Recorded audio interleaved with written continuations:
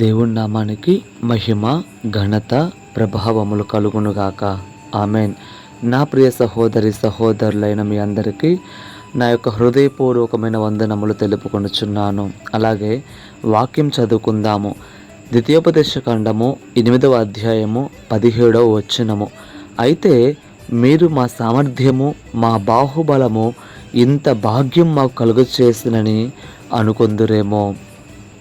చూడండి, మోషే గారు మరి ఇశ్రాయేలు ప్రజలతో మాట్లాడుతూ ఆయన అంటున్నాడు, అయితే మీరు అంటే మా సామర్థ్యము, మా బాహుబలము, ఇంత గొప్ప భాగ్యము, ఇంత గొప్ప పేరు ప్రఖ్యాతి మేము సంపాదించుకున్నామని మీరు అనుకుంటారేమో అని అంటూ ముందుకి 18వ వచనంలో చక్కగా మాట్లాడతారు. చూడండి, కాగా నీ దేవుడైన యెహోవాను జ్ఞాపకం చేసుకొనవలెను, ఏలయనగా తాను నీ పితరులతో ప్రమాణము చేసినట్లు తన నిబంధనను నేటి వలె స్థాపింపవలెనని మీరు భాగ్యము సంపాదించుకొనుటకై మీకు సామర్థ్యము కలుగు చేయువాడు ఆయనే. అవును నా ప్రియ సహోదరి సహోదరుడా, ఎంత చక్కగా మరి వాక్యము మనకి వినబడుతుంది ఈ దినమున. ఈ దినము మన ఆలోచన ఏ విధముగా ఉందన్నది మనం పరీక్షించుకుందాం. ఎందుకంటే ఒకవేళ నీకున్న ఆ గొప్ప భాగ్యము, సంపద, ఆస్తి యావత్తు ఒకవేళ నీవు అనుకోవచ్చు, నా సామర్థ్యము, నా బాహుబలము, నా కష్టార్జితము, లేదా నా టాలెంటు, లేదా నా యొక్క మరి పనితనము అని నీవు అనుకుంటున్నావేమో. కానీ దేవుడు ఒక మాట జ్ఞాపకం చేస్తున్నాడు. నీకు ఎంత ఉన్నా, ఎంత పేరు ప్రఖ్యాతులున్నా, ఎంత ఆస్తి నీవు సంపాదించినా కూడా ఆయన అంటున్నాడు, ఆయనే మన కలగ చేసినవాడు.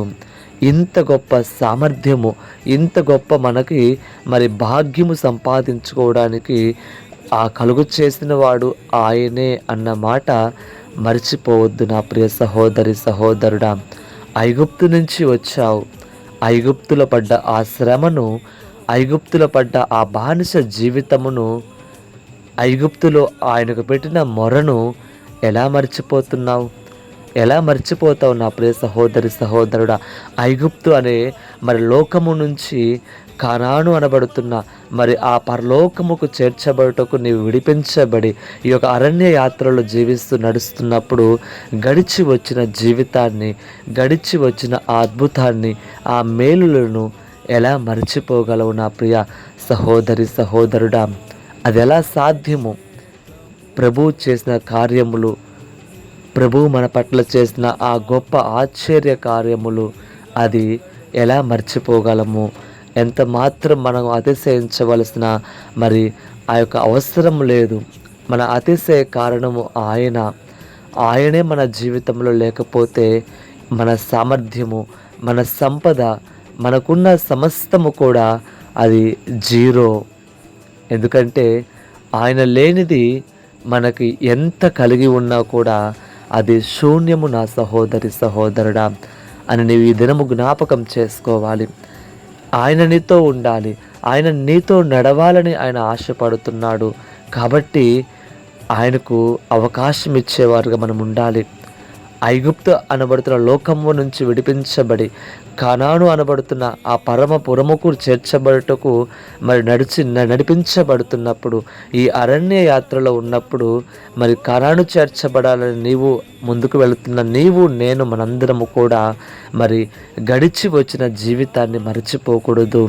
మన బాహుబలము కాదు, మన సామర్థ్యము కాదు, ఆయన సామర్థ్యము. ఆయనను బట్టే మనం కలిగి ఉన్నాము, ఆయనను బట్టే జీవిస్తున్నాము, ఆయనను బట్టే మనం సజీవంగా ఉన్నాము అన్న మాట జ్ఞాపకం ఉంచుకొని ముందుకు కొనసాగునుగాక. Amen, amen.